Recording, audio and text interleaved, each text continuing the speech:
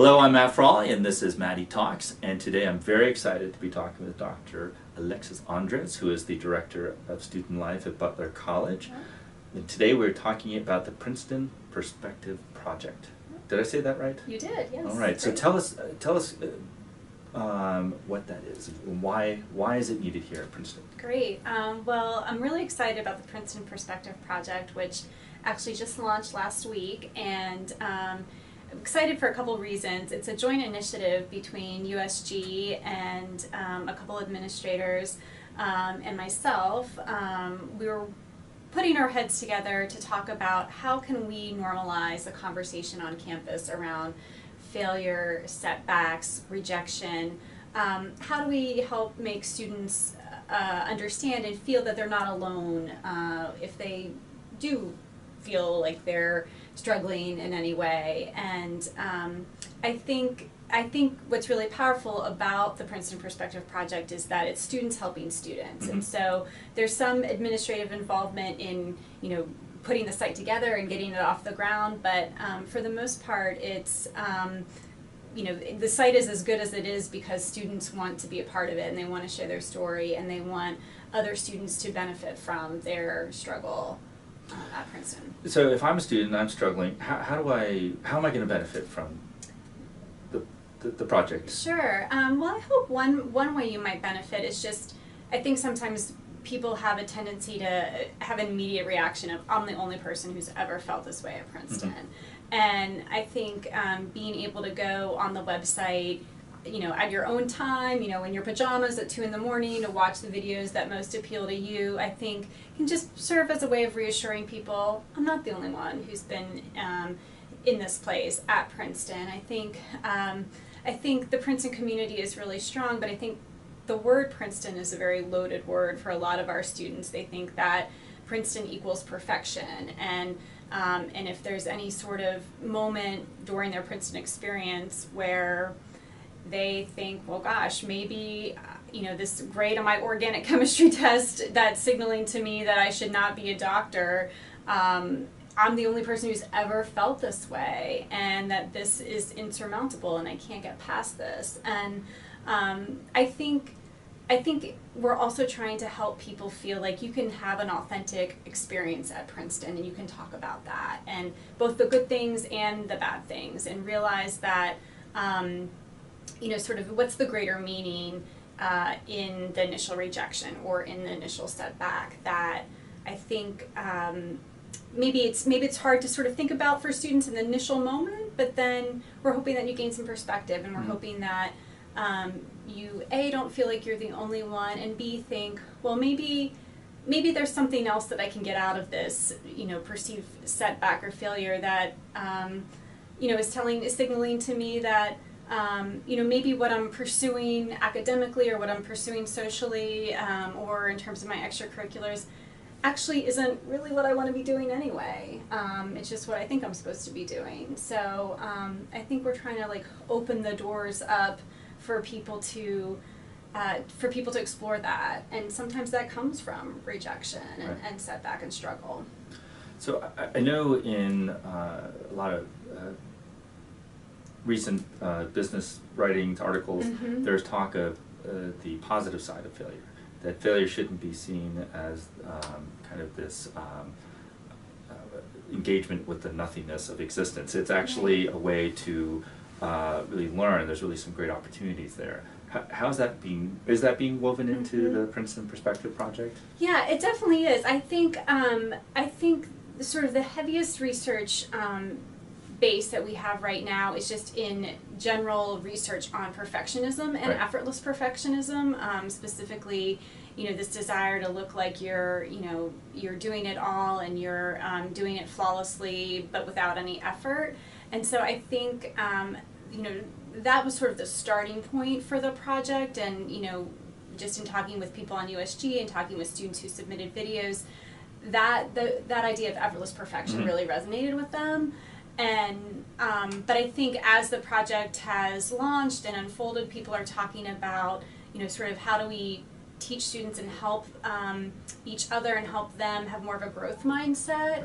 And I think that is definitely we definitely have some of those links on our website under resources, but I think that in terms of what workshops or retreats we've been able to offer up until this point, we haven't yet focused on that. Right. But it's coming. It's coming. It's right. coming. Absolutely. And I think that's something to know, that this website, that's not the project as a whole. It's right. That's just the step one or phase one, and there's more things coming down the pike. There definitely are. I think one thing that's been really exciting since the project launched, our very first day we had 1,600 unique hits on the website, and then the next day the project website was put on the university YouTube channel, and we had 6,000 unique hits that wow. day.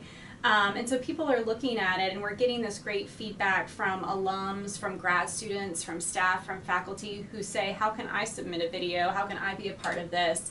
And that's really encouraging. I think as a director of student life, sometimes I feel like my job is very reactive. I'm responding to students maybe who had, were sick the night before, who had to go to the hospital, who are in some sort of crisis. And I think being part of this project is a very proactive way of trying to change the culture at Princeton, and that just feels really good as an educator to be a part of something like that.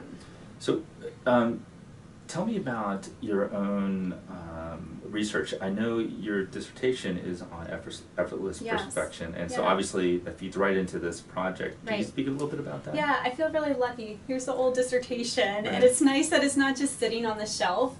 I was a graduate student at the University of Virginia.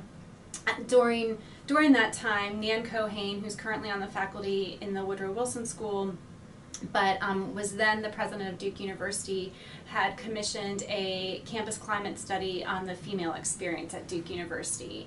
And she was looking at undergraduates, graduate students, staff, faculty, alumni.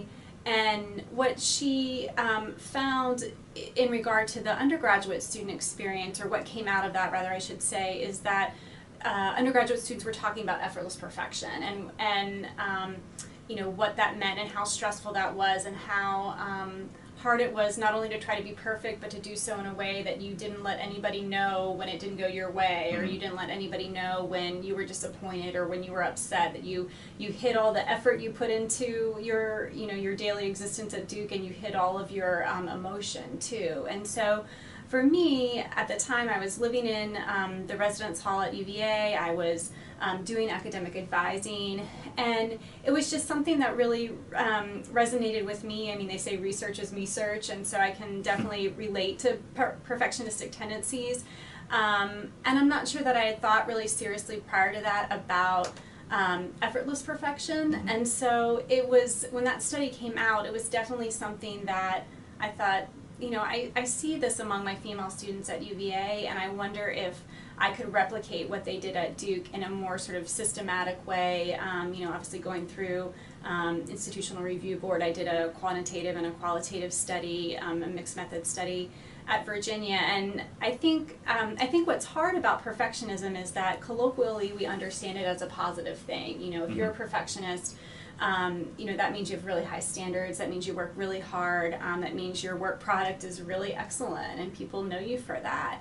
And I think if you look at the psychology literature, though, what it tells us is that if you're truly a perfectionist, then that's really a maladaptive trait. It's really, if you're a perfectionist, you're more likely to be somebody who experienced anxiety or depression or sort of disordered eating. And so as someone who works with students, that's concerning to me. And so obviously my research just focused on female undergraduate students, and while I think, just from my own experience, I think I could say that male students also feel the pressures for perfectionism. I think there are some different pressures in terms of body image for men and for women, but just in talking to students here at Princeton, it cuts across both male and female students, these pressures for perfectionism and effortless perfection. So I felt like that really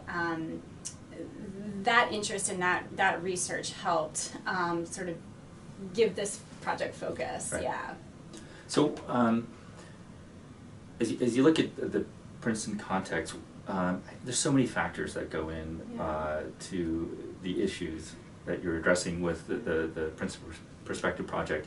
But if you had like a ray gun, we're gonna like shoot at like two of the causes, the main causes, what would you really want to attack or address, I should say? Yeah. Gosh, I guess one thing I really hope that we're doing with this is like, people sort of wanting to get into, sometimes be competitive about like who's slept less than the other person, right. Sort of who's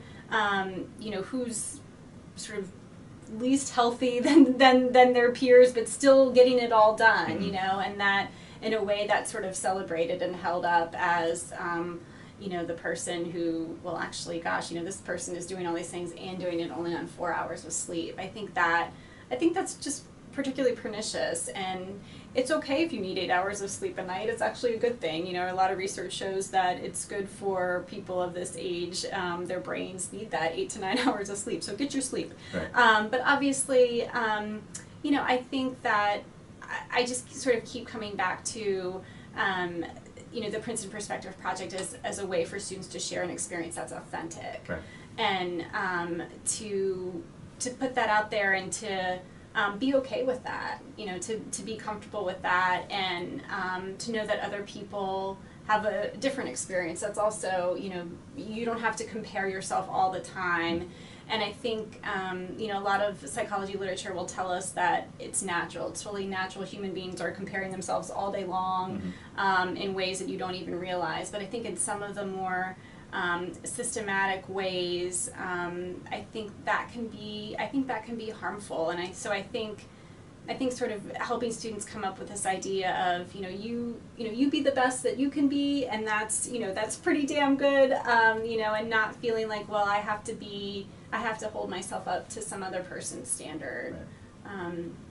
I think maybe I'd want to eradicate some of that constant comparison, because right. I think people are constantly self-evaluating themselves and deeming themselves as coming up short, and I just think that's exhausting. Right. And perfectionism is exhausting, right. and effortless perfection is even more so. And I hope that people come to Princeton obviously because it has a tremendous academic reputation, but as someone who's obviously several years out from my undergraduate experience, a lot of what I remember too about that experience are the relationships I had, and the friends that I made, and the professors that I was close with, and I think those are hard to form if you're not really authentic, if you're not really genuine, and I would hate for our students to miss out on that. Right.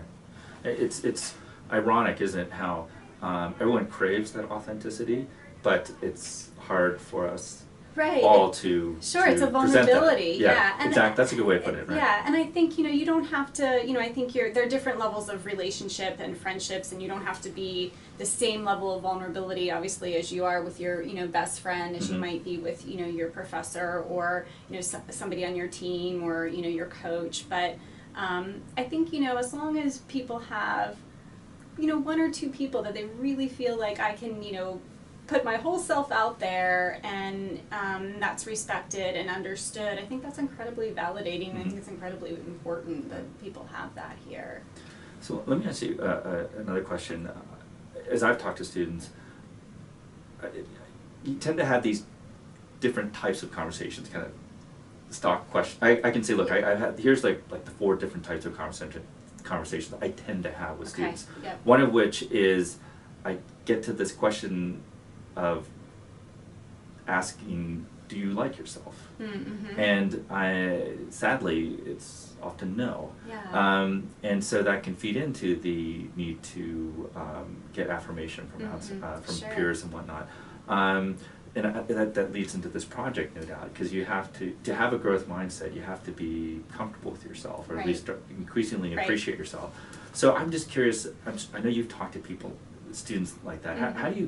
How would you recommend to get people to start liking themselves or getting more comfortable with themselves, so they can be authentic, they can be okay with failure and whatnot? Yeah, I think that's a really important question. I think what I would say too is that sometimes I ask students, what do you do each day just for yourself? And sleeping doesn't count, Right. and a lot of times students have a really hard time with that question. And so I think that would be one way, think of something every day that you can do that's just for yourself, that, where you don't have to be anything to anybody, to your family member, to your professor, to your roommate, your teammate. And sometimes they're just, little things, I think, practicing, having, being alone with your thoughts. I think we have a lot of students who are really busy. They're actually, not comfortable with being alone. And I think it's important to like your own company, to enjoy your own company. And so, and I say that as an extrovert. And so I'm someone who's prone to, being around other people. That really feeds me and gives me energy. But I think, I hope we can teach students to, be comfortable with who they are, specifically for, the reason you mentioned about, then being more open to, being able to learn from a setback, a failure. And so, I think one way, students are able to like themselves more is if they're doing something at Princeton they're really passionate about, and helping them, figure that out, and helping them sort of withstand the pressures that might be external, regarding, what choices they're making academically, or in terms of, what job they're going to take post-Princeton, or, sort of the activities they're involved with here. I think at the end of the day, talking to people about, but why are you doing that? The relationship that you and I have, you've always talked to me about, how much you enjoy, you want to be a leader, and you want to work in government. But so tell me again why you're going to this Goldman interview, right. And just help me understand why you're making, those decisions. And if that's what you're really passionate about, great. But I think sometimes students get caught up in feeling like, they can't waste their Princeton education on something like going into teaching, or a job where, it's seen as less prestigious as maybe some of the other opportunities their classmates are pursuing. And I hope that, a lot of our students got to Princeton because they had really excellent teachers along the way. And so I hope that our Princeton students would see teaching as a valuable profession, and a great way for them to, be part of something bigger than themselves, and give back to the next generation. I don't know that our students are always thinking about that, obviously, at graduation, but I think it just goes back to that, helping people find, what is it that they're passionate about, and what they really enjoy, and giving them permission and space to do that, helping them, connect to that on campus. And sometimes, I think, just even getting off campus can, bring a really important perspective, going away for the weekend if you can do it, or, going away for fall break, things like that. People can take a break, take a time out from being here and the stresses and pressures of Princeton, and come back with a renewed perspective. And I think, if we can, through the Princeton Perspective Project, if we can connect people in that way, if people can find other students who they, really connect with, and feel like understand them, and I think that's incredibly validating and powerful, and which is why we're trying on the website as well to provide opportunities for students to pause and reflect. And we're talking about the Refresh Retreat, which happens for freshmen. It's an overnight retreat right after freshman fall semester, and also sophomore halftime retreat. Career Services offers career and life vision workshops. So I think it's really hard to take that time sometimes, and allow people to have that space to really think about, well, why am I doing what I'm doing? Why am I friends with these people who maybe don't make me feel good about myself? Why, what is it about these experiences that's actually feeding me? And I think sometimes people find there actually isn't anything that's feeding them or making them feel good. It's just what they've always done, and they sort of don't know how to break that. So I think helping people really connect with what it is that they most enjoy here at Princeton. And I also think sometimes it's just incredibly validating for people to feel like they've been heard, and to say to someone, you know, like, you know your experience the best, you know yourself better than I do, like, you know, I want to be able to help you, I want to be supportive, but you have good instincts that got you this far, and so let's figure out, you know, how, where did the person go who came to Princeton, was so excited to be at Princeton? Where did that person go? And let's try to trace back and see if we can find that person again. So let me, I'm going to ask kind of a similar question. Sure. Because another type of discussion I'll have with students is those who look at failure and it really is death. You know, it's such an indictment that they can't look at it. Yeah. But again, then, well, in contrast, you have other students who look at failure or look at uncomfortable, awkward situations as an opportunity. It's the polar opposite reactions, and so obviously the latter are the ones who are going to who have that growth mindset, sure, who are really going to thrive and flourish here at Princeton and post college. So the task then becomes, how do I start to get those people to move, sure, slightly towards being able to address and look at failure? I'm just wondering, as you work with students, what are some of those little baby steps or little, initial steps to help them that you've yeah. I mean, I think one thing obviously is just experience. I mean, and I've definitely talked with students before who've been upset about something that's happened in their life, something that hasn't gone their way that they really cared about, and sometimes it's something they can control and sometimes it's not. And I think, sometimes what's helpful to say in the moment, I don't know if people experience it as helpful in the moment, maybe I hope they do later on, but that, life is not fair and life is full of these moments where things don't go your way. And I think, sometimes it's, I say to students, like, but the good thing is like, you've had this really bad experience and you got through it. And at the time, you were so overwhelmed and so frustrated and upset, but guess what? You got through it. And when something else happens again that affects you and you're upset, you'll know that you've been through this before and you can do it again because you've done it before. And I'll say to students that I worry about the students for whom they haven't yet had one of those moments yet. They haven't really, life has pretty much gone their way. And I think that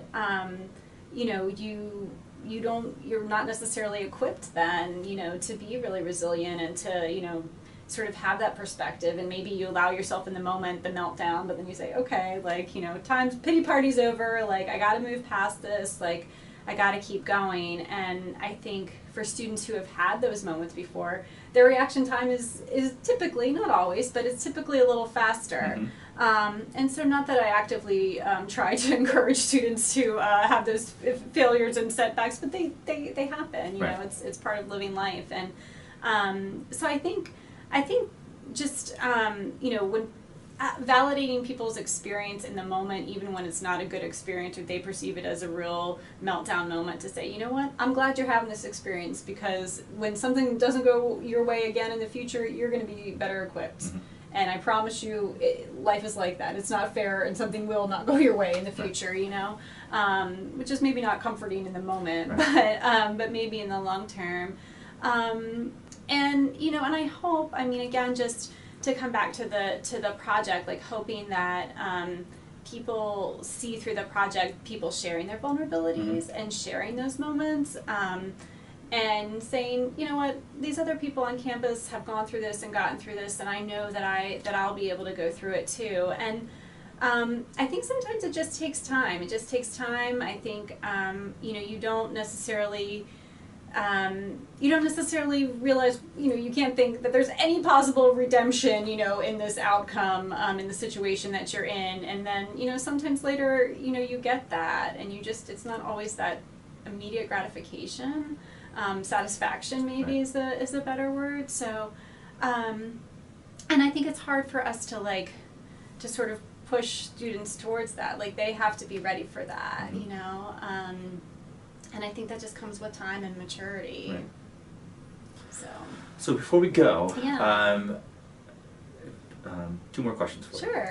First would be, plenty of students out there, millions of students out there are going to be watching this video, and you would say the best way to engage the Princeton Perspective Project right now would be? Yeah, I think the best way is just to like go online, look at the videos, and share your reactions, talk about it with other students. If you're so moved, we have a ton of information on the website, perspective.princeton.edu, about how you can upload your own video, or if you're so inspired, if you'd rather, write a poem, write a story, write a song, submit some artwork, we have information about how to do that as well. So we'd love to expand. We obviously have some videos on the site, but we'd love to expand that component of the website as well. And I think, we want to get people talking. We want to get people talking about the project, and we're hoping, also to carry it one step further than that, and in that people will then say, they'll be prompted by what's on the website to examine their own experience and think about how, being a perfectionist or an effortless perfectionist has been something that has been a part of their experience, and why that, maybe has been good or not so good.